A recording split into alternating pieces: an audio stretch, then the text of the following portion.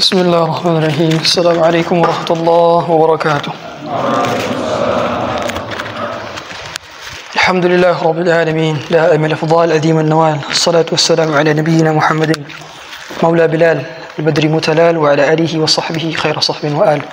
Asyhadu an la ilaha illallah wahdahu la syarika lah wa asyhadu anna Muhammadan abduhu wa rasuluh wa safiyyuhu min khalqihi wa khaliluhu adal amanah wa ballagha ar-risalah wa nassaha al-ummah wa kashafa Allahu bihi al-ghummah wa jahada fillahi haqqa jihadihi hatta atahu al-yaqin wa tarakana ala mahajjatin bayda laylaha kanahariha la yazighu anha illa halik.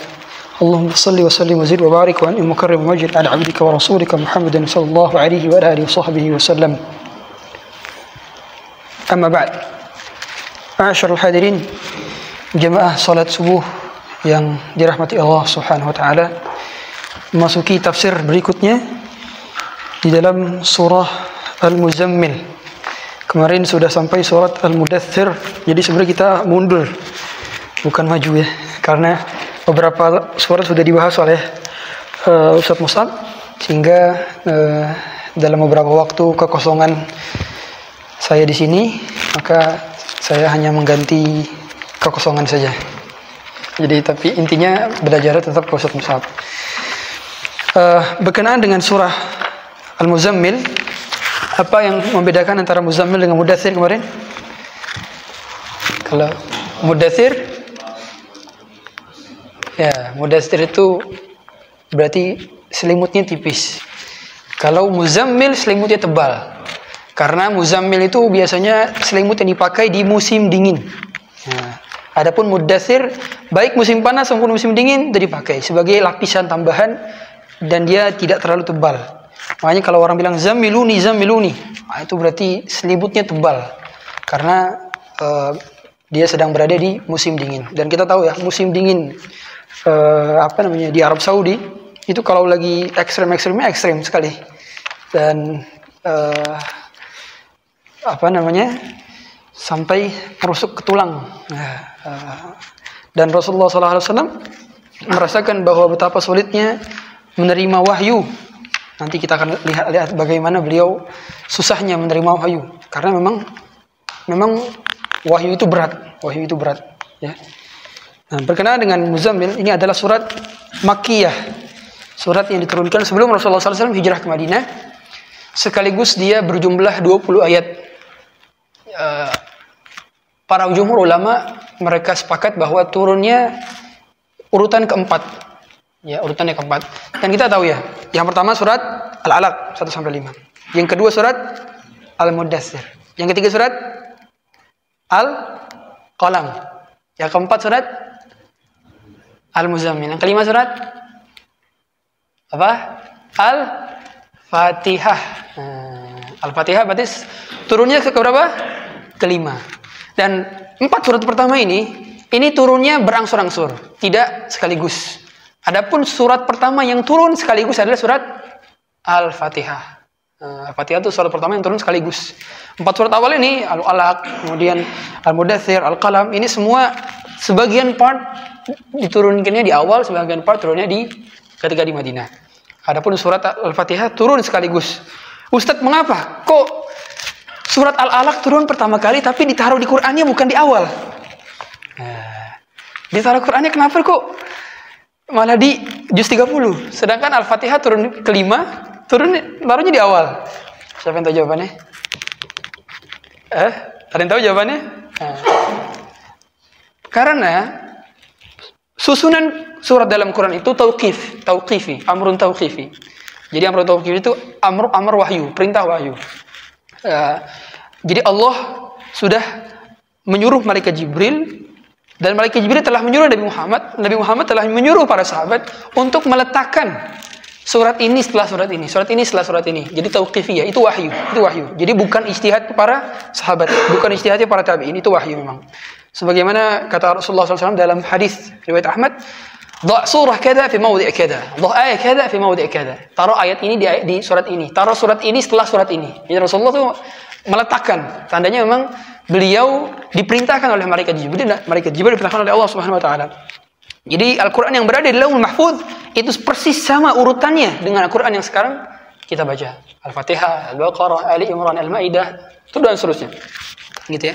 Jadi itu urutan Quran adalah amrun tauqifi, bukan ijtihad. Berbeda dengan penamaan surat, sebagian adalah amrun tauqifi, sebagian lagi adalah ijtihadnya para sahabat. Ya, seperti Al-Kautsar dinamakan Al-Kautsar karena satu-satunya kata Al-Kautsar hanya ada di surat Al-Kautsar. Kemudian surah Al-Baqarah, satu-satunya kata Al-Baqarah itu hanya ada di surat Al-Baqarah, tidak ada di kata-kata lain. Jadi diambil kata yang paling unik, kemudian dijadikan nama surat. Itu sebagian memang ada yang ijtihadi, ada yang tauqifi, ya. Jadi ini wahyu ya. Perurutan surat dalam Quran. Dan baik kita pelajari Quran sesuai dengan urutan turunnya, atau kita pelajari Quran sesuai dengan urutan mushafnya, itu sama-sama nyambung. Ya, itu di antara mukjizat Quran. Ibaratnya kalau puzzle, diacak-acak nyambung, diacak-acak lagi nyambung. Maksudnya gini deh, kita kalau punya puzzle itu kan kalau nggak sesuai urutannya nggak sequence kan. Berbeda dengan Quran. Baik kita pelajari dengan sequence urutan, atau kita pelajari sesuai dengan urutan mushaf, ya, urutan turun atau turun mushaf, itu sama-sama coherence, nyambung. Itu yang membedakan. Ya. Jadi luar biasa. Ini ayat ini kan gak sesuai dengan urutan turun nih, ya kan? Ya. Tapi nyambung, coherence itu. Nah, itu luar biasanya Quran. Di antara mukjizat Quran, masih banyak mukjizat Quran lagi, masih banyak. Apalagi kalau kita pelajarin bahasa Arab. Detail sekali Quran. Ya, Quran itu sampai satu huruf saja itu bisa berubah maknanya. Ya, makanya dalam setiap huruf itu kan fa-nya itu ada litaqib, al-faur, ada summa itu litaqib, ala taraqi dan seterusnya. Itu berbeda-beda tuh maknanya. Ada fa yang tujuannya berseling tapi tidak lama. Kalau summa berseling tapi agak lama, ada jarak. Itu ada faedah-faedah dari setiap huruf Quran. Ya, makanya kaya sekali bahasa Arab itu. Total kosakata yang paling banyak di dunia adalah bahasa Arab. Bahasa Arab itu memiliki total 12,5 juta kosakata. Sedangkan bahasa Inggris hanya memiliki 700.000 kosakata. Bahasa Perancis memiliki 600.000 kosakata. Bahasa Spanyol 500.000 kosakata dan seterusnya ke bawah. Dan bahasa-bahasa lainnya itu serapan dari bahasa Arab kebanyakan. Serapan itu mereka copy paste, ya. Seperti qahwah. Bahasa Inggris apa? Coffee. Ya. Coffee itu serapan dari bahasa Arab. Ngambil dia dari bahasa Arab. Ya. Dan kaya sekali bahasa Arab. Singa saja, singa itu ada banyak kosakatanya. Ada asadun, ya. Ada fahad, ada banyak lagi. Kemudian mata, ainun itu tuh bisa bermakna mata, bisa bermakna mata-mata, bisa bermakna mata air, banyak sekali. Total kata Ibnu Faris itu ada 1000. Ainun ada 1000 makna. Satu ainun doang, tiga kosakata. Dan bahasa Arab itu bahasa yang paling dijaga. Bahasa yang paling dijaga oleh Allah Subhanahu wa taala. Makanya bahasa Arab Imam Syafi'i, bahasa Arab Rasulullah, bahasa Arabnya Nabi Ismail itu sama seperti bahasa Arab yang dipelajarin di dulu Rasulullah. Sama. Berbeda dengan bahasa Inggris. Bahasa Inggris itu bukan bahasa Inggris, semua bahasa selain bahasa Arab itu terjadi pergeseran makna dan terjadi pergeseran kosakata. Makanya coba deh kita baca karya-karya ulama-ulama seperti Buya Hamka, itu pasti beda kosakatanya. Dan banyak orang nggak terlalu paham dengan bahasa-bahasa Buya Hamka. Sama seperti orang Inggris, saya pernah baca artikel, orang Inggris itu mereka nggak begitu ngerti tentang karya William Shakespeare ketika mereka menulis novelnya itu novel itu ya. Itu mereka belum paham semua karena memang bahasa Inggris tahun 19, tahun 18 itu berbeda dengan bahasa Inggris di abad 20. Berbeda. Tapi bahasa Arab sama. Karena ada apa? Ada ilmu nahwu dan sharaf. Nah, itu yang membedakan. Ya. Makanya kata Syekhul Islam Ibnu Taimiyah menafsirkan ayat inna anzalnal dalam surat Yusuf ya. Inna anzalna Qur'anan Arabiyyan la'allakum taqilun. Sesungguhnya kami menurunkan Al-Qur'an itu dalam bahasa Arab la'allakum taqilun, agar kalian berpikir. Nah, Syekhul Islam Ibnu Taimiyah ketika menafsirkan ayat la'allakum taqilun katanya, orang yang belajar bahasa Arab pasti IQ-nya bertambah. Katanya gitu. La'allakum taqilun karena ini membuat kita berpikir. Makanya mengapa perubahan kosakata bahasa Arab itu make sense, berbeda dengan bahasa Inggris. Pengucapan dan pelafalan sekaligus tulisan beda. Gitu ya. Tapi bahasa Arab sama. Kemudian berkenaan dengan ini juga Allah lagi-lagi memanggil ya ayyuhal muzammil. Kalau kemarin Allah memanggil ya ayyuhal mudaththir, di sini Allah memanggil ya ayyuhal muzammil. Allah memanggil dengan sebutan keadaan Nabi Muhammad ketika itu. Ya, ini adalah sebagai bentuk mulatafah, kasih sayang Allah. Karena di antara frase bahasa Arab adalah dia memanggil orang sesuai dengan keadaan yang sedang dialaminya. Orang lagi duduk, ya ayyuhal jalis. Orang lagi berdiri, ya ayyuhal qa'im. Orang lagi tidur, ya nauman. Sebagaimana Rasulullah memanggil Hudzaifah. Hudzaifah lagi tidur. Rasulullah memanggil, ya nauman. Wahai orang yang sedang tidur, dibangunkan. Rasulullah juga pernah bangunin Ali bin Abi Thalib. Suatu ketika Ali bin Abi Thalib ini lagi ada masalah rumah tangga sama Fatimah. Kemudian Rasulullah ke rumah Fatimah. Mana Ali? Kemudian kata Fatimah, kami sedang ada cekcok katanya. Akhirnya Ali pergi. Kemudian Rasulullah nyuruh seorang sahabatnya untuk cari di mana Ali. Akhirnya salah seorang sahabat itu mendapati, ya Rasulullah, Ali sedang tidur di masjid. Akhirnya Rasulullah menghampiri Ali bin Abi Thalib yang sedang tidur di masjid, yang pada saat itu kan belum ada lantai. Jadi kalau tidur beralaskan pasir. Nah, baju Ali ini selendangnya dan bajunya itu terkena pasir. Kemudian Rasulullah SAW membangunkan Ali, "Qum ya Aba Turab." Wah, bangunlah orang yang terkena pasir di bajunya. Seperti itu. "Qum ya Aba Turab." Kemudian akhirnya Rasulullah sambil membersihkan baju daripada Ali bin Abi Thalib. Ya, lembut sekali Rasulullah membersihkan baju Ali bin Abi Thalib. Setelah itu kata Ali bin Abi Thalib ketika Rasulullah sudah wafat, sungguhnya tidak ada panggilan yang paling aku rindukan kecuali panggilan ya Aba Turab. Ya Aba Turab. Jadi panggilan kunyah yang paling disenangi Ali adalah ya Aba Turab. Jadi kunyah itu nggak harus dari anak sebenarnya. Ya, bahkan kita ketahui ya semua bahwa orang yang nggak punya anak aja itu bisa mendapat kunyah. Di antaranya Aisyah bintu Abu Bakar, Aisyah Ummul Mukminin, punya anak nggak? Nggak punya. Aisyah itu nggak punya anak, tapi punya kunyah apa? Ummu Abdillah. Kenapa kok Ummu Abdillah dinisbatkan kepada ponakannya? Siapa ponakannya? Abdullah bin siapa? Bin Zubair bin Awam. Ya, itu ponakan Aisyah dari suaminya Asma. Ya. Jadi seperti itu.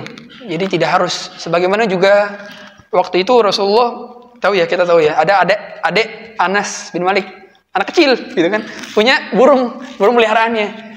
Burung peliharaannya mati, gitu kan, di kandang. Kemudian Rasulullah datang ke rumah Anas bin Malik. Kenapa kok adik kamu lagi nangis nih? Kenapa? Gitu. Kemudian kata Anas bin Malik, iya, dia baru saja kehilangan burung peliharaannya.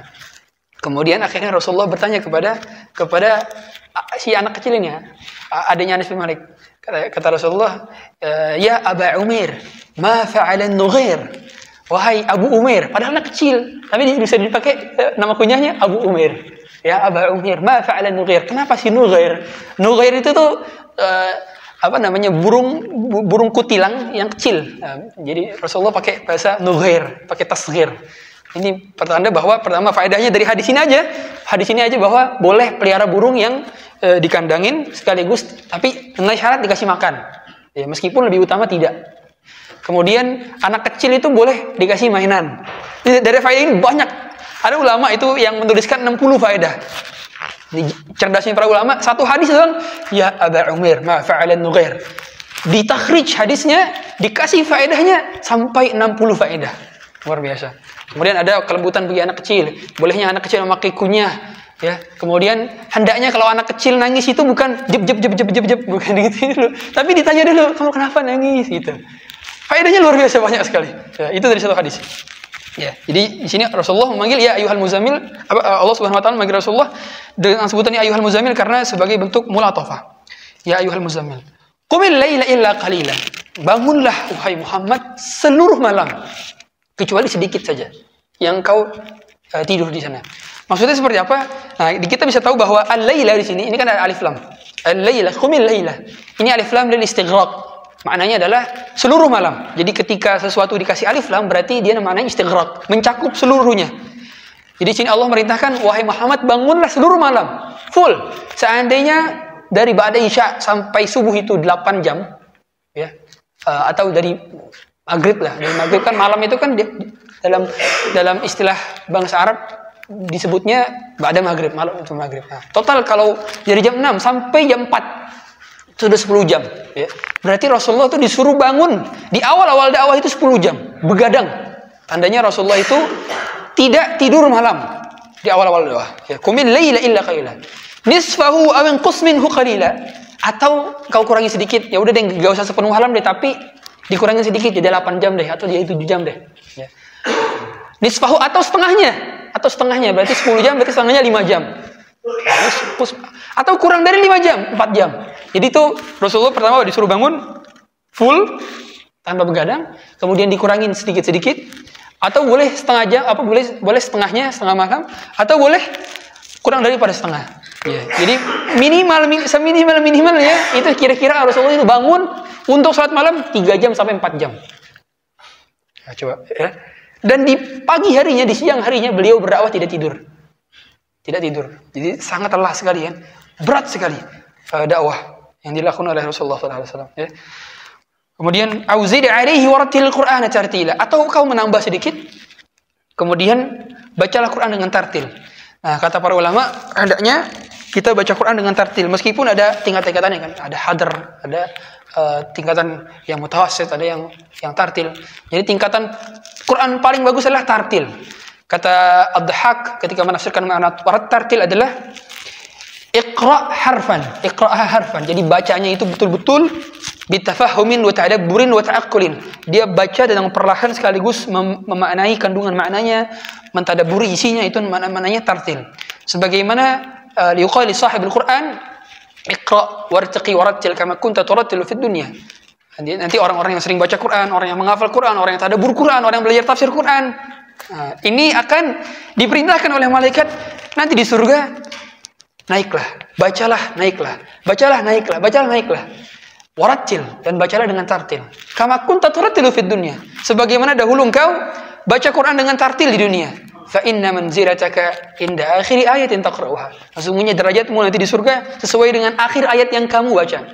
Kata para ulama, memang ada keutamaan penghafal Quran, tapi tidak menutup kemungkinan orang yang rutin membacanya, orang yang rutin mempelajarinya, orang yang rutin mentadabburinya, ini juga dapat kemuliaan. Dia bisa naik tingkatan sebagaimana para penghafal Quran itu naik tingkatan sesuai dengan jumlah hafalan mereka. Ya. Kemudian makna daripada ini juga, dahulu para sahabat juga ikut bangun qiyamul lail. Jadi dulu ketika di Makkah itu belum diwajibkan salat 5 waktu.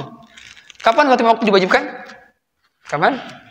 Salat 5 waktu itu baru ya ketika Rasulullah hendak berhijrah, belum berhijrah tapi hendak berhijrah ke Madinah. Jadi ketika di Makkah, di akhir-akhir tahun ke-13 atau tahun ke-12 atau tahun ke-11 ya, barulah beliau diangkat ke Allah Subhanahu wa taala ke Sidratul Muntaha ya, untuk menerima wahyu langsung dari Allah. Jadi satu-satunya perintah syariat yang tidak melalui malaikat Jibril apa? Perintah salat. Langsung tuh delivery-nya langsung dari Allah ke Rasul. Karena malaikat saja nunggu di bawah, mempersilahkan Rasul untuk naik ke atas langsung untuk mendapatkan wahyu, meskipun Rasulullah tidak langsung melihat Allah. Dalam hal ini memang berbeda khilaf. Ada para ulama yang mengatakan Rasulullah betul-betul melihat Allah, tapi yang pendapat terkuatnya adalah Rasulullah tidak melihat Allah. Ya, karena kata Rasulullah, "Ana nurun arah", ada cahaya yang menghalangiku. Ya, jadi Rasulullah tidak mampu melihat Allah ketika itu. Jadi sebagaimana kata Rasulullah, "Innakum lan tarawna rabbakum hatta tamutu." Sungguhnya kalian tidak dapat melihat Rabb kalian sampai kalian dimatikan dulu. Kenapa kita nggak bisa lihat Rabb kita sekarang? Karena jasad kita ini terbatas, limited. Dan kita baru bisa lihat Rabb kita karena kita nanti dibangkitkan dalam keadaan jasad yang baru, bukan jasad sekarang. Ya, makanya secara secara logika aja nih ya. Kita kalau sekarang jarak matahari itu kan jutaan kilometer dari bumi. Itu udah kepanasan. Nanti 1 mil. Kalau pakai jasad yang ini udah angus ya. Makanya kita nggak bisa pakai jasad ini. Tapi nanti kita dibangkitkan dengan jasad yang baru. Wah, itulah akidah Ahlussunnah ya, bahwa kita dibangkitkan dengan jasad baru kita bisa melihat Rabb kita. Ya, karena kemampuan kita berbeda. Nanti ketika sudah di hari kiamat. Ya, itu yang membedakan. Kemudian kata Allah, "Inna sanulqi 'alaika qawlan tsaqila." Sesungguhnya nanti kami akan memberikanmu perkataan yang berat. Maksud daripada perkataan berat ini maksudnya adalah tafsiran pertama adalah wahyu. Wahyu itu berat. Jadi Rasulullah itu ketika menerima wahyu itu keringetan. Bahkan di musim dingin. Logikanya di musim dingin nggak mungkin keringetan kan? Tapi Rasulullah keringetan di musim dingin. Sampai-sampai kata para sahabat itu seperti Rasulullah itu keringatnya itu seperti keluar tetesan seperti apa namanya? Seperti bekam, ya. Jadi keluarnya itu bercucuran. Ketika lagi mendapatkan wahyu tiba-tiba langsung keringat beliau bercucuran. Juga ketika beliau mendapatkan wahyu dan beliau lagi ditunggang unta, itu untanya tiba-tiba sududuk sampai leher untanya itu ke tanah. Karena berat memang wahyu berat, firman Allah itu berat. Ya. Kemudian juga ketika Rasulullah kepalanya bersandar di apa nih namanya di paha Anas bin Malik, ya. Kemudian wahyu turun. Kata Anas bin Malik, sampai aku merasakan seolah-olah pahaku ini mau pecah seperti tiban gunung, katanya. Padahal saat itu sebelum wahyu datang biasa aja tuh lagi disenderin oleh kepalanya Rasulullah. Tapi tiba-tiba pas wahyu turun langsung seperti remuk katanya. Karena memang berat, ya. Bayangkan beliau berapa ini apa namanya? Berapa kali menerima wahyu? 6.236 ayat. Setiap wahyu turun seperti itu. Berat sekali kan? Berat sekali, sakit sekali. Berat menjadi nabi. Ya. Makanya beliau ini jasanya banyak banget sama kita. Beliau menyampaikan ini semua kepada kita. Dan setiap kali mendapatkan wahyu turun seperti itu keadaannya. Berat. Ya. Luar biasa ya. Kemudian makna lainnya adalah maksudnya berat pertanggungjawabannya, berat lafaznya. Adapun syariatnya tetaplah permudah. Sebagaimana kata Rasulullah, bu'itsu bil hanafiyyati samha. Sesungguhnya aku diutus sebagai untuk agama yang lurus sekaligus agama yang mudah. Sebagaimana juga kata Allah, wa ma ja'ala 'alaikum fid din min haraj. Tidaklah aku menetapkan agama ini kepada kalian kecuali adalah untuk kemudahan. Jadi syariat yang sudah Allah turunkan kepada kita ini semua mudah. Ya, semua mudah. Makanya kalau ada orang merasa berat, sesungguhnya dia yang memberat-beratkan. Padahal sebenarnya mudah, gitu kan? Mudah. Kita sholat lima waktu, kemudian kita sholatnya nggak kayak umat-umat terdahulu, gitu kan? Dan kita bisa sholat di mana saja. Dahulu itu orang itu nggak bisa sholat kecuali harus di masjid. Di zaman sebelum Rasulullah SAW datang. Jadi syariat-syariat nabi-nabi terdahulu itu berat-berat. Bayangkan, Bani Israel kalau mau taubat dulu itu harus saling membunuh. Bayangkan. Saling membunuh. Jadi cara tobat mereka itu dengan membunuh. Sampai seperti itu. Ya. Kemudian mereka banyak pengharaman-pengharamannya dahulu. Sekarang kita diharamkan sedikit. Coba. Dari sekian banyak makanan diharamkan cuman apa? Darah, bangkai, babi dan seterusnya. Sedikit. Yang dihalalkan ada bebek, ada ayam, ada telur, ya, ada rendang, ada segala macam. Banyak sekali. Tapi kalau yang diharamkan sedikit. Sudah yang diharamkan sedikit ada penggantinya lagi. Allah mengharamkan riba. Ada penggantinya dari jual beli nyicil. Allah mengharamkan bai'ul inah. Ada penggantinya dari jual beli tawarruk dan seterusnya. Banyak pengganti-pengganti daripada yang haram. Ya. Jadi orang kalau misalkan merasa, terus kalau gini solusinya gimana? Banyak solusi pekerjaan halal. Kitanya merasa sempit. Kalau nggak kerja di sini, gimana cari nafkah nih? Banyak pekerjaan halal. Gitu. Kitanya aja yang merasa sempit. Allah sudah berikan kemudahan semua kepada kita. Ya, inna sanulqi 'alaika qawlan tsaqila. Kemudian kata Allah Subhanahu wa taala, inna nasyi'atal laili hiya ashaddu wat'a wa aqwamu qila. Sesungguhnya baca Quran di malam hari itu lebih menguatkanmu sekaligus lebih berkesan untuk kamu. Nah, kata para ulama, baca Quran itu paling bagus memang di malam hari dan dibacanya ketika di dalam sholat. Ini paling bagus. Ya. Terlebih lagi kalau orang tersebut punya hafalan, maka dia baca murajaahnya adalah setoran langsung kepada Allah Subhanahu wa taala. Jadi saya sarankan kepada Ananda yang masih mondok, hafal Quran, khatamkan 30 juz. Ya.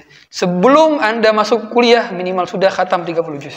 Karena modal utama untuk bisa belajar syariat ini, belajar tafsir, belajar nahwu segala macam, itu modal utamanya adalah hafal 30 juz. Ini idealnya, kita bilang idealnya. Idealnya, ya. Dan sebaik-baik setoran bukan ke ustaz. Kemana? Ke Allah Subhanahu wa taala. Dan setoran itu jangan cuma sekali, ya. Jadi kalau dulu kami diajarkan guru kami, kamu kalau setoran jangan cuma ke guru setoran habis itu lalu lagi. Setoran ke ayah, setoran ke uminya, setoran ke kakaknya, setoran ke sesama jemaah sini. Setoran dong. Ini tolong pegangin Quran, bacain. Nah, seperti itu. Ya. Kemudian setoran paling ampuh adalah setiap malam baca salat tahajud, setoran baca Al-Quran juga dibaca. Ya. Kalau guru kami dulu menyarankan untuk baca Quran itu, baca murojaah hafal Quran itu di setiap sholat qobliyah ba'diyah. Sholat qobliyah ba'diyah itu kan waktunya agak luas kan. Kita baca di sana. Ya. Nah, ini lebih bermakna seperti itu ya. Sebagaimana Quran juga merupakan syafaat bagi kita. Nanti Quran akan Allah bentuk seperti bentuk manusia. Allah tidak sulit ya untuk mengubah suatu hal yang benda mati. Nanti akan Allah buat seperti bentuk manusia. Sebagaimana seorang yang berada di alam barzakh, nanti siapa yang menemaninya? Amal soleh, ya kan? Dalam hadis Allah Subhanahu Wa Taala, Rasulullah perumpamakan itu seperti sahabat lelaki yang tampan rupawan yang menemani kita di alam kubur. Nah, itu amal soleh kita nanti berupa seperti itu. Kemudian kata Allah Subhanahu Wa Taala lagi, Inna laka fin nahari sabhan tawila. Wahai Muhammad, sungguhnya nanti kau kalau di siang hari itu nggak ada waktu lagi untuk beribadah. Maksudnya adalah nanti kamu lebih banyak untuk berdakwah nanti di siang harinya, gitu ya. Seolah-olah Allah ingin mengatakan bahwa nanti di malam harinya fokus beribadah, di siang harinya fokus berdakwah. Rasulullah tidak istirahat. Ya, dari firman ini saja Rasulullah tidak istirahat. Nah, dari sini juga menyatakan bahwa dahulu sebelum sholat 5 waktu diwajibkan, yang diwajibkan adalah sholat malam. Ya, sholat qiyamul lail itu diwajibkan dahulu. Kemudian para sahabat ngikut Rasulullah tuh. Jadi pas perintah sholat 5 waktu belum diwajibkan, ya, itu hukum sholat qiyamul lail wajib hukumnya. Wajib. Ya. Para sahabat ngikutin, kemudian di antara sahabat ada yang merasa keberatan. Maksudnya sebagian di antara mereka sakit. Ya, nanti di ayat 20 tuh. Alim allan tuhsuhu fataba alaikum faqra dan terusnya. Itu Allah mengetahui kalau keadaan umat Rasulullah itu berbeda-beda. Akhirnya Allah tidak lagi mewajibkan dan hanya mewajibkan salat ini saja, salat 5 waktu saja, ya. Sama seperti sebelum salat 5 waktu diwajibkan, itu salat zuhur itu kan belum sempurna tuh. Ketika awal turun itu salat zuhur itu belum 4 rakaat, masih 2 rakaat. Salat zuhur masih 2 rakaat, salat asar masih 2 rakaat. Baru ketika di Madinah baru sempurna. Baru sempurna menjadi 4 rakaat dan Isya menjadi 4 rakaat. Ya. Kemudian di ayat 8-nya adalah wadhkur isma rabbika wa tabattal ilaihi tabtila, dan sebutlah nama Tuhanmu dan beribadahlah dengan tabattul. Apa itu tabattul? Tabattul maksudnya fokus. Dalam istilah lain, kalau orang yang bertabattul itu maknanya orang yang tidak punya istri. Berat. Dan orang yang tidak punya istri, dari sisi sebagian keutamaan memang ini termasuk ke dalam menyelisih sunnah ya. Tapi secara umum ada sebagian ulama yang memang sengaja tabattul. Siapa ulama yang tidak punya istri?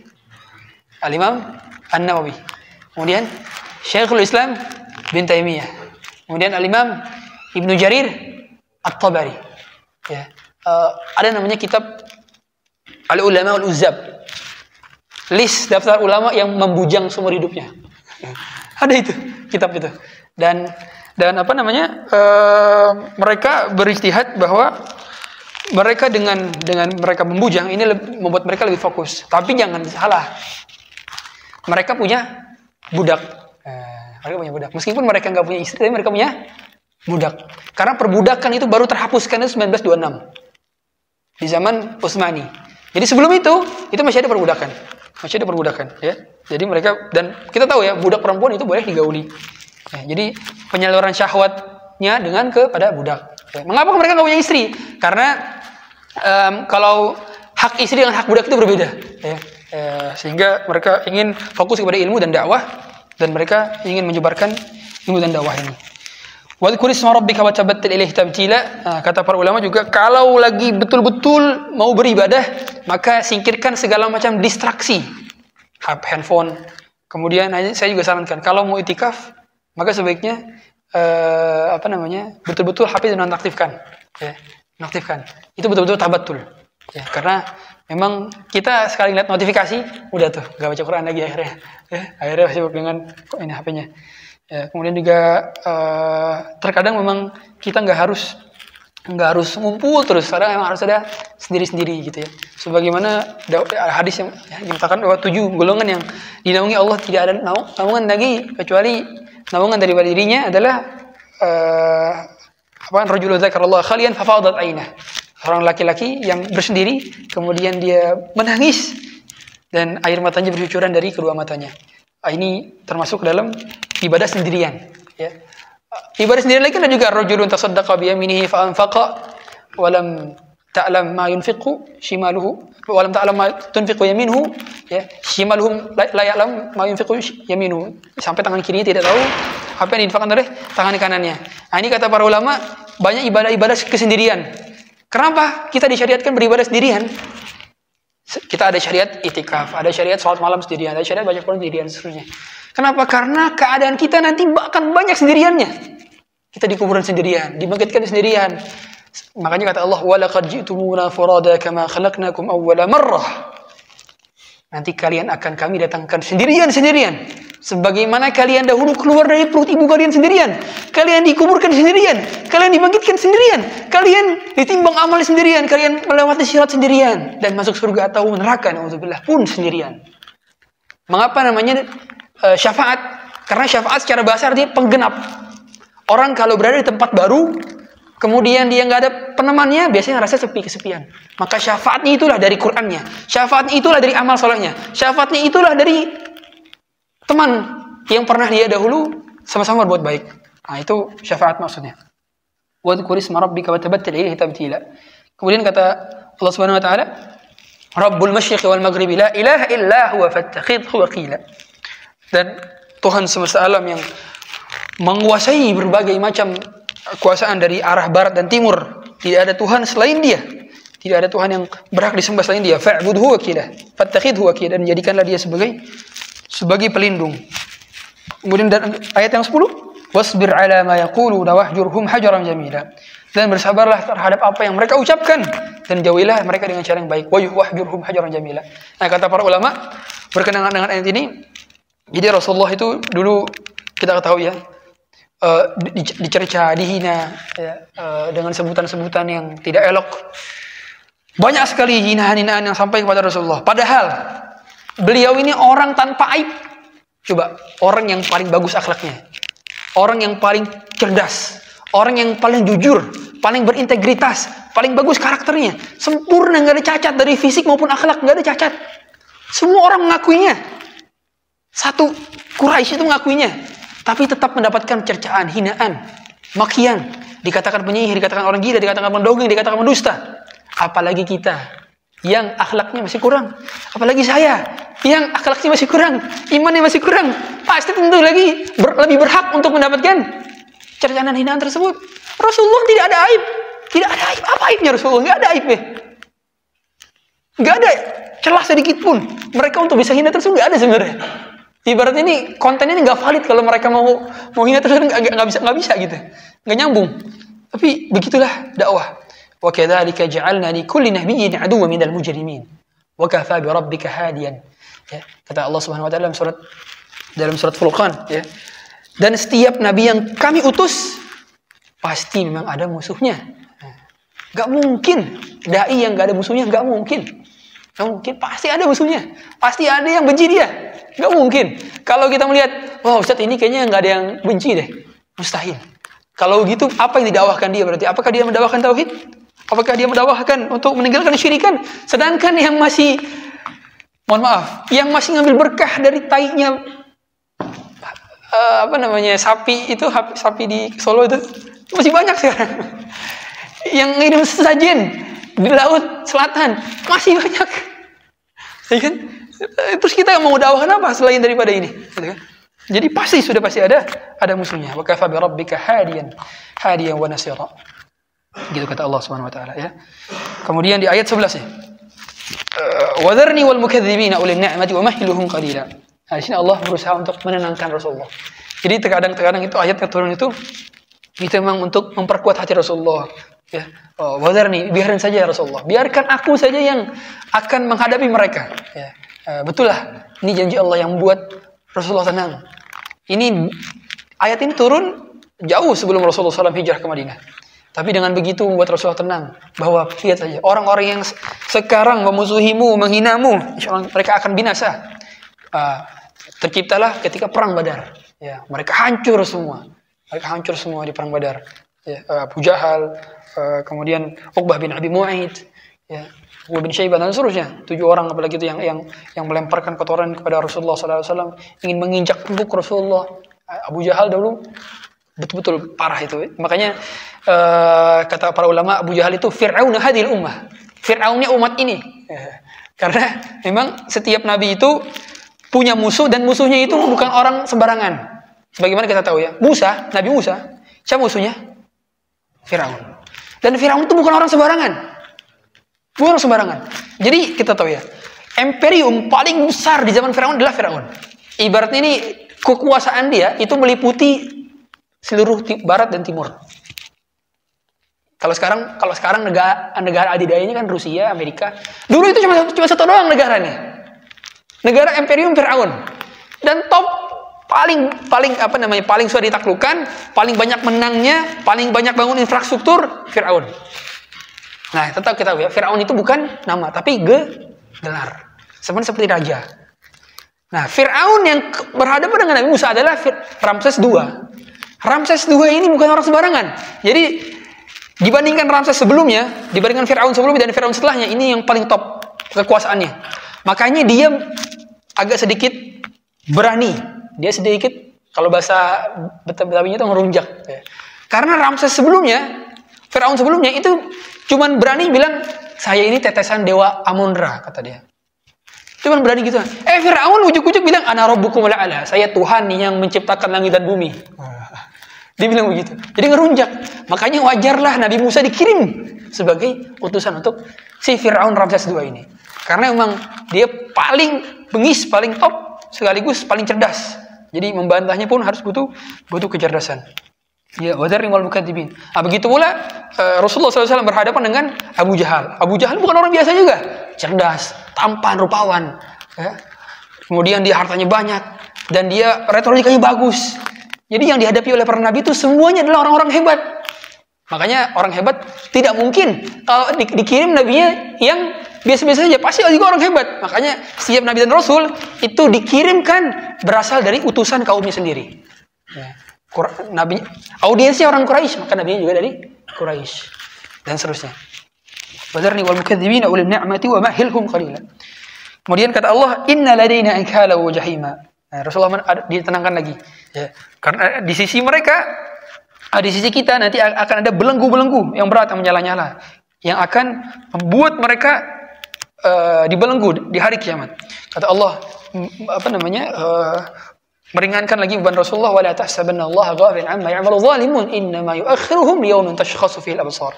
Jangan kau kira Muhammad mereka didiamkan begitu saja. Mereka enggak didiamin. Cuma ditunda doang. Sementara doang nih mereka seperti ini. Nanti ujung-ujungnya mereka akan mendapatkan siksaan yang sudah dijanjikan. Innama yu'akhiruhum liyaumin tashkhasu fihi al-absar. Kemudian di ayat 13-nya, wa ta'aman dza qussati wa 'adzaban alima. Dan akan ada makanan yang menyumbat kerongkongan. Ya, sebagaimana kita sampaikan kemarin, penduduk neraka makan itu bukan semakin kenyang, tapi semakin lapar. Ya, sudah semakin lapar, ditambah lagi makannya berduri pula. Ya. Ini sering kali Abu Jahal itu ketika ayat turun, ya diantaranya adalah syajaratuz zaqqum, ta'amun athim. Itu kata Abu Jahal ketika mendengar ayat ini, oh kalau gitu nanti saya akan makan tuh syajaratuz zaqqum. Dia nyinyir. Kata Allah berusaha untuk membenarkan itu. Iya betul, dia nanti akan makan benar-benar di neraka pohon zakum. Yang mana pohon zakum itu bukannya makan untuk mengenyangkan, tapi justru malah membuat lapar. Inna arsalna ilaikum rasulan syahidan alaikum kama arsalna ila fir'auna rasulan. Nah, di sini Allah menenangkan, wahai Muhammad, dahulu saja Musa yang menghadapi raja yang bengis, raja yang digdaya, raja yang super power, itu saja mampu. Diam saja ini mampu, begitu kan? Apalagi kamu, Rasul yang paling utama, khatamun nabiyyin, sayyidul anbiya, tentu lebih mampu lagi, gitu. Kira-kira. Allah berusaha menenangkan, ya. Makanya ini juga sebagai ayat ancaman kepada orang-orang kafir Quraisy. Hei orang-orang kafir Quraisy, ya. Kalau orang-orang tentara Fir'aun saja, dan Fir'aun itu bisa celaka, bisa hancur, dimusnahkan oleh Allah karena mereka mendustakan Nabi Musa, maka apalagi kamu Yang kamu dustakan ini lebih mulia daripada Nabi Musa. Yang kamu dustakan ini lebih tinggi kedudukannya dibandingkan Nabi Musa. Gitu. Ini kata Al-Hafidz Ibnu Katsir. Ya. Wa antum ahlaku bil aula bil halak wad dimar in kuntum kadzabtum. Ya, gitu kata Al-Hafidz Ibnu Katsir. Karena dari kedudukan kita tahu ya. Nabi yang paling utama siapa? Nabi Muhammad. Yang kedua Nabi Ibrahim. Barulah sisanya Nabi Musa, Nabi Isa, Nabi Nuh, Ulul Azmi minar Rusul. Baru yang selanjutnya adalah 25 nabi yang disebutkan dalam Quran. Baru setelahnya 313 rasul. Baru sisanya 124.000 nabi dan rasul. Gitu ya. Jadi jumlah nabi dan rasul ada 124.000. Jumlah rasul ada 313. Jumlah nabi dan rasul yang disebutkan dalam Quran hanya 25. Jadi 25 tersebut yang ulul azmi cuma 5. Dari 5 tersebut yang mendapatkan gelar Khalilullah, kekasihnya Allah, adalah Nabi Muhammad dan Nabi Ibrahim. Dari 2 ini yang memberikan syafaatul uzma satu doang, Nabi Muhammad SAW. Wa yakhluqu ma yasha wa yakhtar. Allah yang memilih, Allah juga yang menciptakan. Mengapa dari jutaan hektar bumi ini, kenapa cuma kota suci itu cuma 3 doang? Masjid Al-Aqsa, Masjid Nabawi, ya, kota Makkah dan kota Madinah. Kenapa? Karena memang Allah yang milih, gitu kan. Mengapa dari beribu-ribu orang atau beratus ribu orang, sampai gak 100.000 ya? Mungkin sampai beratus ribu orang warga Cisereh yang ikut kajian cuma segini doang? Karena memang dia terpilih. Gitu. Mengapa dari sekian miliaran Muslim yang sholat cuma segelintir saja? Karena mereka terpilih. Mengapa dari sekian terpilih tersebut yang dapat hidayah sunnah cuma segelintir orang? Karena mereka terpilih. Wa yakhluqu ma yasha'u wa yakhtar. Allah menciptakan, Allah yang milih. Jadi makanya saya sering sampaikan, banggalah dan bahagialah ketika Allah memilih Anda dari sekian banyak hambanya. Mengapa Anda yang terpilih untuk bisa sholat di masjid? Mengapa Anda yang terpilih untuk bisa ikut kajian? Mengapa Anda yang terpilih dapat hidayah sunnah? Karena ini kenikmatan, gak semua orang bisa dapat. Dan ini gift dari Allah. Bukan karena usaha kita. Iya betul, kita berusaha, tapi Allah yang menentukan. Ya. Kemudian dalam ayat 16-nya Allah katakan fa'asa fir'aun ar-rasul fa'akhadnahu akhdha wabila. Ya. Tapi Fir'aun membantah rasulnya, maka kami langsung menyiksanya dengan siksaan yang berat. Ya, fa'asa Fir'aun. Pada akhirnya Fir'aun dan bala tentaranya pun dimusnahkan oleh Allah. Kemudian kata Allah, "Fakaifa tattaquna in kafartum yawma yaj'alul bildana shiba." Bagaimana kamu dapat memelihara diri kamu di hari di mana Allah dapat menjadikan orang-orang yang masih belia, masih anak-anak kecil dapat beruban di hari itu. Ini ada 2 perkataan. Yang pertama memang nanti betul anak-anak kecil itu nanti akan Allah buat beruban di hari kiamat. Saking dahsyatnya hari kiamat. Adapun makna majazinya adalah maka mereka sebenarnya tidak beruban, hanya saja ketakutan. Karena kita tahu ya, orang yang takut, orang yang pikirnya berat, itu biasanya lebih cepat beruban. Ya. Makanya kata Rasulullah ketika turun surat Hud itu, "Syayyabatni Hud wa akhwatuha." Surat Hud ini telah membuat aku beruban. Ya. Jadi Rasulullah itu ada ubannya, tapi cuma beberapa helai saja. Dan di janggut Rasulullah ada uban juga. Total jumlahnya 20 uban. Kok bisa tahu? Nah, sahabat ngitung. Kapan ngitungnya? Ketika Rasulullah wafat, dimandikan oleh sahabat, maka sahabat tuh ngitung. Jumlah uban Rasulullah itu 20 helai. Ada di hadis Syama'il. Gitu ya. Nah, jadi sahabat tuh detail. Melihat Rasulullah itu detail sekali. Sampai-sampai jumlah ubannya dihitung. Ya, luar biasa. Nah, ini dapat menjadikan, dan kita tahu ya bahwa uban itu bukan aib. Jadi uban itu adalah penghias. Jadi kalau yang sudah putih semua, nah berbahagialah karena ia akan menjadi cahaya di hari kiamat. As-sama'u munfatirun bih. Kemudian kata Allah, langit pun menjadi terpecah belah pada saat itu. Munfatirun bih kana wa'duhu maf'ula. Pada hari itu janjinya terlaksana. Semua yang telah Allah janjikan dari surga dan neraka semuanya akan terlaksana. Innallaha la yukhliful mi'ad. Allah tidak akan pernah mengingkari janjinya. Kalau kita sering mendengar omongan politisi begini, at the end of the day dia nggak akan menunaikan janjinya atau menunaikan janjinya hanya sedikit aja, Allah tidak akan mengingkari janjinya. Allah pasti akan menunaikan janjinya. Segala macam yang telah dijanjikan dari surga dan neraka, dari balasan, pasti akan didapati oleh orang-orang yang menjadi audiensnya. Inna hadhihi tadhkirah faman syaa'a ittakhadha ila rabbih sabila. Sungguhnya adalah peringatan. Faman syaa'a ittakhadha ila rabbih sabila. Maka siapa yang mau menghendaki, niscaya dia menempuh jalan kepada Tuhannya. Baru ayat terakhir nih, ayat yang satu ayat lumayan panjang ya. Inna rabbaka ya'lamu annaka taqumu adna min thulutsil layli wa nisfahu wa thulutsahu dan seterusnya. Ini karena dahulu tidak ada jam ya. Jadi orang itu tidak mengetahui berapa jumlah rakaat yang sudah dia sholat gitu. Bukan rakaat, berapa lama dia sholatnya. Apakah sudah mendekati subuh atau belum? Mereka kan belum ada jam kayak gitu kan. Di sini Allah ingin menegaskan bahwa Allah mengetahui sudah berapa lama dia sholat. Inna rabbaka ya'lamu annaka taqumu adna min thulutsil wa nisfahu. Apakah kamu sholatnya sepertiga malam atau setengah malam atau sepenuh? Allah tahu. Ya. Wa ta'ifatun minal ladzina ma'ak. Dan orang-orang yang sholat juga di belakang. Mananya adalah sholat malam pada saat itu juga wajib bagi para sahabat yang baru masuk Islam. Ya.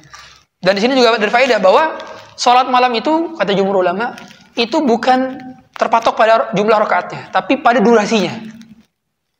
Jadi percuma kalau rakaatnya banyak 23 tapi 7 menit. Jadi saya sedikit heran. Yang viral itu adalah yang rakaatnya cepet-cepet. Coba yang rakaatnya lama. Sholat tarawih dari ba'da maghrib sampai subuh. Jarang tuh viral. Tapi yang viral cepet-cepet 7 menit, 5 menit. Bismillahirrahmanirrahim. Dolin gitu doang. Saya bingung nih kok gue enggak baca Fatihah. Astagfirullah. Ini menghinakan. Demi Allah ini menghinakan. Ya, menghinakan syariat itu sendiri. Karena tumaninah itu adalah rukun. Tidak sah orang tanpa sholat tumaninah gitu ya. Nah, dari sini juga berpendapat para ulama bahwa sholat malam itu tidak ada batasnya. Ya, kata para ulama, sholatul laili, kata Rasulullah itu kan sholatul laili matna. Jadi yang diatur oleh Rasulullah adalah sholat malam itu 2 rakaat. 2 rakaat, 1 salam, 2 rakaat, 1 salam. Tidak ada batasnya. La had dari aktsariha. Sebagaimana kata Syekh bin Baz, Syekh Utsaimin, Syekh Shalih Fauzan. Mereka semua berpendapat dan jumhur ulama juga berpendapat bahwa sholat malam itu tidak ada batas. Jadi, kalau kita sudah sholat tarawih 11 rakaat ya, maka boleh sholat lagi selama bukan sholat witir. Kita cuma sekali. Ya. Baik mau sholat 100 rakaat, mau sholat berapa rakaat, bebas. Tidak ada patokannya. Dan yang menjadi patokan bukan jumlah rakaatnya, bukan banyak-banyak rakaat, tapi durasinya. Durasinya itu yang menjadi patokan. Karena kalau banyak-banyakan tapi cepet-cepet, malah justru kehilangan khusyuknya. Ya. Jadi dinikmatin, saat itu dinikmatin. Ya. Kemudian, wallahu yuqaddir laila wan nahar. Allah yang menentukan, Allah yang menghitung jumlah waktu di malam dan siang hari. Alima allan tuhsu fataba alaikum. Baru di sini Allah meringankan beban untuk kewajiban salat malam semalam penuh, kewajiban salat malam setengah malam. Allah mengatakan, Allah mengetahui di antara kalian ada yang tidak mampu. Fataba alaikum, dan Allah mengampuni kalian. Faqra'u ma tayassara minal Qur'an. Bacalah yang mudah daripada Al-Qur'an. Alima an sayakunu minkum marada. Di sebagian antara kalian ada yang sakit. Wa akharuna yadribuna fil ardh. Sebagian di antara kalian ada yang mencari nafkah. Nah, ini apa namanya? Wa yabtaguna min fadlillah. Wa akharuna yuqatiluna fi sabilillah. Dan sebagian antara kalian ada yang berjihad di jalan Allah. Nah, Al-Imam Al-Qurtubi ketika menafsirkan ayat ini ada faedah di antaranya adalah mengapa di sini Allah menggandengkan antara orang yang mencari nafkah dengan orang yang berjihad fisabilillah di medan perang. Tandanya kata Al-Qurtubi, orang yang mencari nafkah halal maka pahalanya seperti pahala jihad fisabilillah. Jadi Anda yang bekerja, Ustaz saya nggak bisa itikaf, kebetulan shift malam. Saya jadi dokter di rumah sakit, atau saya jadi petugas kesehatan dan seterusnya. Atau saya shift malam jaga gudang dan seterusnya. Kalau Anda mencari nafkah Anda halal, pekerjaan Anda halal. Dan itu dalam rangka menafkahi anak istri, orang tua yang miskin. Maka itu berjihad fisabilillah. Pahalanya sama dengan jihad fisabilillah. Anda mati di lokasi kerja, mati syahid. Mati syahid. Sama seperti penuntut ilmu. Kita ini mati di sini, tiba-tiba ada gempa misalkan di sini. Kita mati semua. Insya Allah ini mati syahid. Karena apa kata Allah, kata Rasulullah, man kharaja fi talabi ilmi fahuwa fi sabilillah hatta yarji'a. Siapa yang keluar untuk menuntut ilmu dan dia meninggal di sana, maka dia adalah mujahid fisabilillah. sampai dia pulang ke rumahnya. Nah, menjadi sebelah. Nah, tapi beda ya. Ustaz, kalau gitu nggak perlu dimandikan dong, nggak perlu disolatkan. Enggak, beda. Jadi syahid itu ada 3. Ada syahidud dunya, ada syahidul akhirah, ada syahidud dunya wal akhirah. Nah, syahid yang seperti ibu hamil meninggal dunia, tertimpa bangunan, kemudian syahid meninggal di laut dan seterusnya. Itu kan memang ada syahid, itu pahalanya syahid, tapi dia tetap dimandikan, disalatkan, dikuburkan. Adapun orang-orang yang mati syahid di medan perangnya melawan orang-orang kafir, makanya syahid di dunia wal akhirah. Status di dunianya dia tidak boleh dimandikan. Bahkan sebagian para ulama bilang tidak dianjurkan disalatkan. Ya. Makanya jenazah Hamzah itu dikuburkan langsung, nggak pakai nggak pakai dimandiin lagi, langsung darahnya bercucuran, karena darah tersebut akan menjadi saksi di hari kiamat. Ya. Dan orang yang mati syahid akan berbangga-bangga nanti di hadapan Allah dan di hadapan seluruh makhluk, karena itu prestisius. Makanya Umar bin Khattab aja sampai minta untuk mati syahid. Allahumma rzuqni syahadatan fi sabilik wa mautan bi balad rasulik. Ya Allah, aku memohon kepadamu mati syahid di kota Nabi. Dan secara logika nggak masuk akal itu, karena pada saat Umar menjadi khalifah di Madinah itu tentram, kondusif. Tapi Umar minta mati syahid. Akhirnya ada seorang Khawarij yang bunuh Umar bin Khattab dan akhirnya beliau mati syahid. Dan ini juga doa yang saya ucapkan. Ya, ketika saya di Madinah saya ucapkan Allahumma rzuqni syahadatan fi sabilik. Semoga aja ada yang bunuh. Meskipun ekstrim ya. Ekstrim sebenarnya kan. Cuma mati syahid. Mati syahid ini bisa menghapuskan dosa yang banyak, dosa saya banyak. Bisa menghapuskan dosa yang banyak, kemudian meningkatkan derajat yang tinggi sekali. Bahkan bisa bersama Rasulullah SAW dan para sahabat di surga. Ya, mati syahid. Jadi mintalah mati syahid. Bagaimanapun caranya. Karena mati syahid itu keutamaan yang besar. Jangan takut. Karena begini teman-teman. Kita nih mau seperti apa, bakal mati kan gitu. Makanya kata para ulama, ta'addad dan asbab wal maut wahid. Penyebab kematian itu banyak. Ada mati karena sakit, ada mati karena mati konyol, ya kan? Ada mati karena mati syahid, karena pedang. Tinggal mati yang paling baik, mati syahid kan gitu. Kalau ujung-ujungnya mati, ya mendingan pilih mati syahid kan gitu ya. Ta'addad dan asbab wal maut wahid. Ya. Nah, kemudian kata Allah Subhanahu wa taala di sini, wa aqimus salata wa atuz zakah wa aqridullaha qardan hasanah. Dan dirikanlah salat, tunaikanlah zakat, dan berikanlah pinjaman kepada Allah. Nah, mengapa di sini Allah bilang berikan pinjaman kepada Allah? Maksudnya sedekah. Kenapa Allah bilang wa aqridullaha qardan hasanah? Kenapa? Allah pakai redaksi aqridullah, kenapa? Karena supaya kita nih yakin bahwa Allah itu pasti akan ngembaliin lagi. Gitu ceritanya. Sebagaimana orang yang berhutang itu kan pasti kan bilang, ya nanti minggu depan saya bayar ya, kan gitu. Itu kan secara redaksi kan pasti orang ini bakal bayar hutang gitu kan. Begitu pula Allah meskipun harta kita kan dari Allah gitu kan. Ya, ini sebenarnya kita bukan minjemin Allah secara hakikat, maksudnya Allah pakai redaksi ini supaya kita paham bahwa segala macam yang kita keluarkan di jalan Allah akan kembali di dunia sebelum di akhirat. Itu janji Allah dan itu sudah suatu kepastian. Mana qasat sadaqatun min malin, tidak akan berkurang harta sedekah sedikit pun. Makanya dari sini para ulama bilang tidak akan berkurang jatah rezeki Anda kalau Anda traktir orang, nggak akan berkurang. Karena dia bawa jatah rezeki dia sendiri. Kita ngasih makan dia nih, yang dia makan jatah rezeki dia. Rezeki kita nggak kurang. Kita ngasih infak ke masjid untuk buka puasa. Itu yang mereka makan, jatah rezeki mereka yang dicatat di Lauhul Mahfuz. Tapi pahalanya buat kita. Enak gak? Enak kan? Rezeki dia. Rezeki kita gak kurang. Tapi kita dapat pahala gara-gara ngasih makan orang. Nah itu utamanya sedekah. Wa ma tuqaddimu li anfusikum min khairin tajiduhu indallah. Segala macam yang kalian provide buat Allah akan balik kepada kalian. Huwa khairu wa a'zama ajra. Dan itu adalah yang terbaik dan pahalanya besar. Wastaghfirullah. Innallaha ghafurur rahim. Ya, dan beristighfarlah. Allah Maha Pengampun lagi Maha Penyayang. Kata para ulama, bahkan mengenai tafsir surat An-Nasr itu ya, idza jaa nasrullahi wal fath ra'aita an-nasa yadkhuluna fi dinillahi afwaja fasabbih bi rabbika wastaghfir, gitu kan. Jadi Allah menutup suatu hal dengan istighfar. Kata para ulama, setiap kali beramal soleh itu tetap disunahkan dan disyariatkan istighfar. Jadi selebrasinya orang beriman itu bukan dengan euforia seperti orang-orang kafir. Orang kafir itu kalau dapat kenikmatan, mereka selebrasi, dan selebrasinya dengan foya-foya, dengan apa namanya, pesta-pesta. Selebrasi orang beriman istighfar. Kita aja selesai sholat, Assalamualaikum warahmatullahi wabarakatuh, Astagfirullah, astagfirullah, astagfirullah. Suruh istighfar, padahal habis ngelakuin ketaatan. Jadi istighfar itu seutama-utamanya istighfar bukan ketika ngelakuin dosa doang, tapi justru ketika melakukan ketaatan. Selesai masukin kotak amal, astagfirullah. Kenapa kok diajarkan istighfar?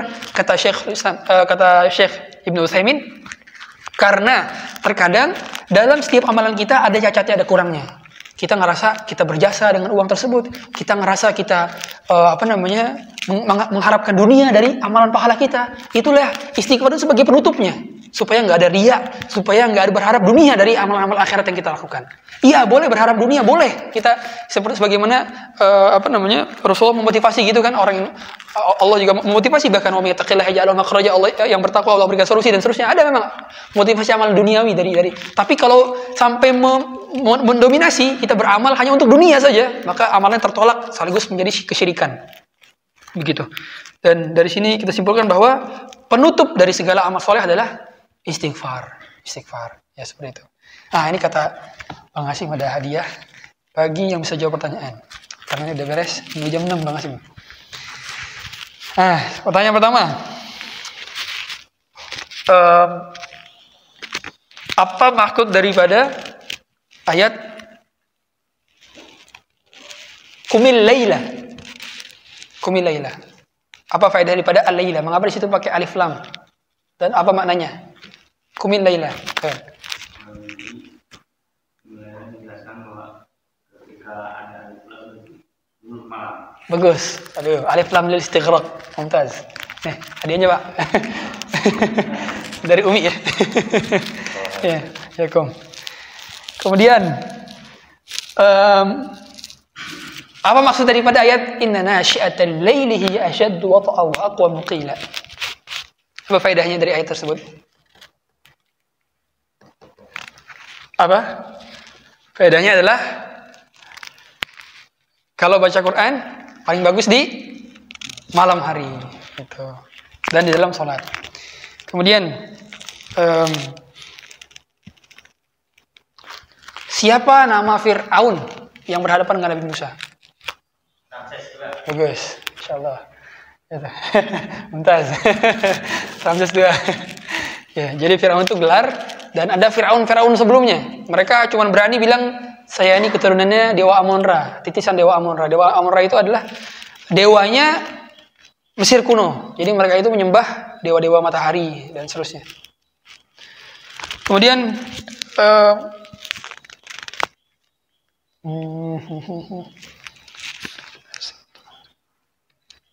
sebutkan 3 ulama yang membujang sepanjang hidupnya. 3 ulama yang membujang sepanjang hidupnya.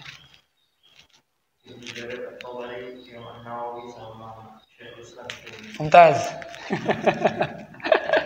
Wah, ini pesantren nih kayaknya nih. Ya, sampai sini ada pertanyaan? Karena udah jam 6 nih. Ada pertanyaan? Kalau enggak ada, ya betul. Rasulullah melihat Allah di Sidratul Muntaha itu, kan di ayat lain itu kan Nabi Musa melihat Allah tapi dalam keadaan fokus dan fasaiqo ya. Berarti bisa nggak disimpulin bahwa yang mampu melihat Allah di dunia itu yang paling kuat itu Rasul? Gini, pendapat terkuat, Musa bahkan tidak melihat Allah. Karena ketika falamma tajalla rabbuhu lil jabali ja'alahu dakka wa kharra Musa sa'iqa, kan gitu ayatnya. Ketika Allah ingin menampakkan dirinya di sebuah gunung gitu kan, maka gunung tersebut menjadi hancur. Akhirnya Nabi Musa pingsan gitu kan. Nah, dari sini disimpulkan bahwa Nabi Musa belum sempat melihat Allah. Nabi Musa hanya sempat berbicara langsung dengan Allah. Iya. Wa kallamallahu Musa taklima. Nabi Musa betul-betul menjadi kalimullah, berbicara langsung dengan Allah, tapi belum sampai melihat Allah Subhanahu wa taala. Dan pendapat terkuatnya, kita tidak akan bisa melihat Allah di dunia sebelum kita meninggal dunia. Yang menjadi kesepakatan para ulama adalah seorang muslim itu mampu melihat Allah di 2 tempat. Yang pertama tatkala hari kiamat, ketika Allah datang bersama malaikatnya, wa jaa rabbuka wal malaku saffan saffa. Yang kedua adalah lilladzina ahsanul husna wa ziyadah, yaitu ketika Allah menampakkan dirinya di surga. Bayangkan, ini coba kita deskripsikan aja. Allah yang menciptakan surga, segala macam isinya, keindahannya, keistimewaannya, keagungannya. Ini indah banget surga nih berarti. Bagaimana dengan keindahan yang menciptakan keindahan itu? Indah sekali pasti. Kita nggak mungkin terbayangkan bagaimana indahnya Allah. Inilah akidah Ahlussunnah yang membedakan antara dengan orang-orang Asy'ariyah, orang-orang Jahmiyah dan seterusnya, Mu'tazilah. Karena mereka tidak percaya bahwa manusia kita akan bisa melihat Allah. Orang beriman yang akan melihat Allah. Ya. Walaupun Ahlussunnah wal Jamaah melihat, karena tafsiran daripada lilladzina ahsanul husna wa ziyadah. Orang yang mendapatkan kebaikan sekaligus ziyadah. Ziyadahnya adalah langsung melihat Allah. Jadi bonusnya. Bonus penghuni surga adalah melihat Allah. Makanya kalau sujud terakhir, bukan sujud terakhir, setiap kali sujud itu berdoa selain pada bacaan doa tasbih adalah jadi top permintaan paling top itu apa? Satu, masuk surga Firdaus. Yang paling top. Yang kedua, masuk surga tanpa azab, tanpa hisab. Yang ketiga, melihat Allah langsung dan bersamai Rasulullah SAW di surga. Ini permintaan paling besar. Jadi kalau dalam doa Anda, dalam doa saya, kok masih minta mobil, masih minta rumah, masih minta, ini kecil banget kita minta, ini kita kecil. Demi Allah minta kecil sekali, rugi kita minta. Iya boleh, nggak masalah minta dunia boleh. Tapi umur kita ini pendek sekali. Kita juga 1 detik aja kita lewatin betapa banyak. Kita lewatin umur kita kesia-siaan kan. Kalau kita minta dunia, habis umur kita dengan dunia ini. Minta surga. Minta diampuni dosa-dosa, minta masuk surga tanpa adab, tanpa hisab. Langsung pakai VIP, kita tanpa dihisab lagi. Itu yang minta itu. Ya? Minta mati syahid. Nah. Orang itu kalau udah ngaji, makanya harusnya orientasinya akhirat semua. Karena kalau kita orientasinya akhirat, dunia akan ikut kan gitu. Udah janji Allah tuh. Ya, Allah Rasul sudah janji kan. Man kanat dunya hammuh ja'alat dunya ja'ala faqrahu baina ainai. Siapa yang jadikan dunia sebagai obsesinya, maka di depannya hanya ada kefakiran, ketakutan, takut besok makan apa, takut ini. Ya, walam ya'tihi dunya illa ma qaddara lah. Tidak datang kepada dunia kecuali apa yang ditakdirkan kepadanya. Wa man kanatil akhiratu hammuh. Siapa yang jadikan akhirat sebagai obsesinya, ya, ja'alallahu ghinahu fi qalbi. Allah akan buat hatinya cukup, tenang, tentram. Karena saya sering ulangi, kekayaan itu bukan pada kemampuan kita dalam mencukupi segala macam keinginan, bukan. Tapi kekayaan itu adalah ketika keinginan kita dan kebutuhan kita sedikit terhadap perkara dunia, itu baru kaya. Jadi orang kalau maunya nggak banyak, kebutuhannya nggak banyak, berarti dia orang kaya. Kekayaan itu bukan mau ini bisa kebeli, mau ini bukan itu kekayaan. Karena kekayaan itu adalah rasa cukup. Al-qanaah, al-ghina al-qanaah. Ya, Allah. Bagus tanya nih, bagus. Ada lagi tanya nih? Kita tutup ya. Ada? Betul.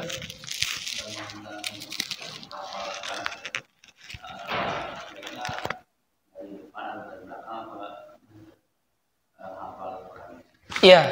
Yang pertama, menghafal Quran yang lebih bagus adalah menghafal juz 30 dahulu. Ini, juz 30 dahulu.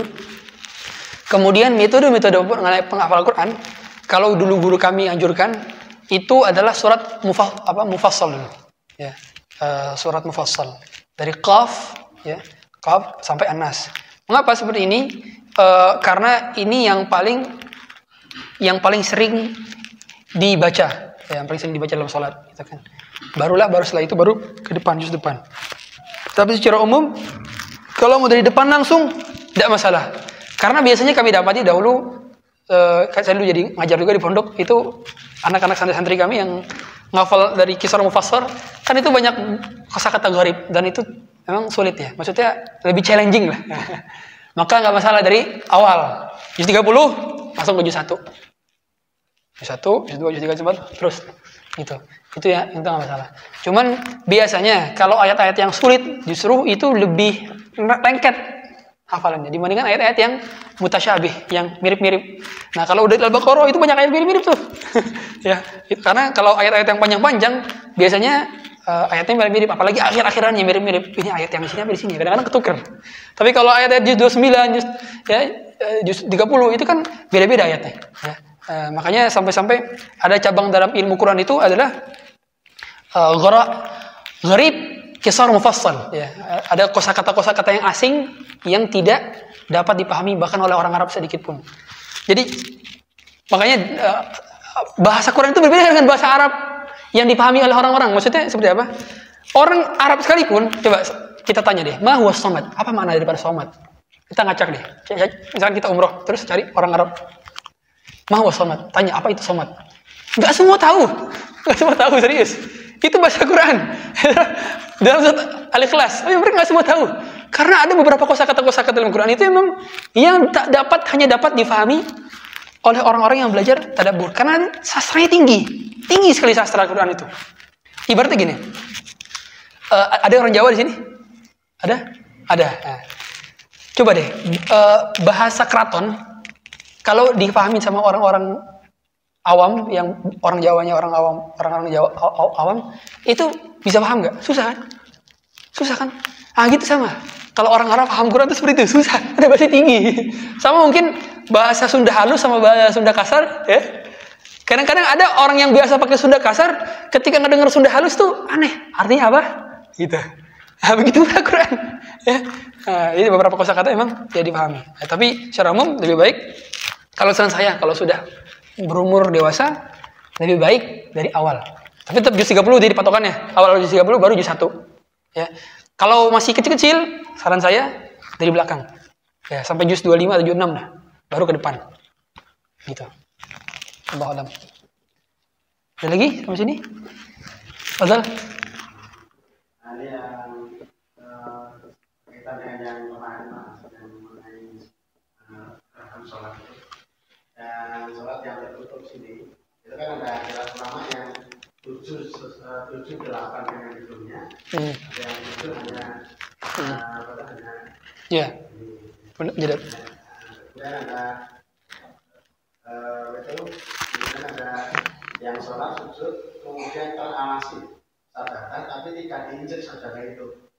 Apa itu juga termasuk terlapis gitu karena telapak kakinya itu dengan telapak tangan dengan pas sujudnya itu tidak satu halaman gitu.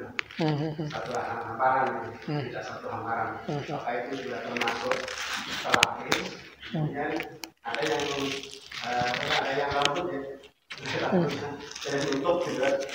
Nah, terus kemudian itu rasa. Ya, pertama pendapat terkuat Allahu alam, pendapat jumhur ulama bahwa hidung bukan termasuk syarat karena dalam hadis riwayat Muslim umirtu bisab'ah kata Rasulullah 7 secara Rasul bilang 7 langsung bukan 8. Kalau 8 pakai hidung berarti kan. Hanya saja sebagian ulama bilang mustahab hukumnya, dianjurkan pakai hidung juga.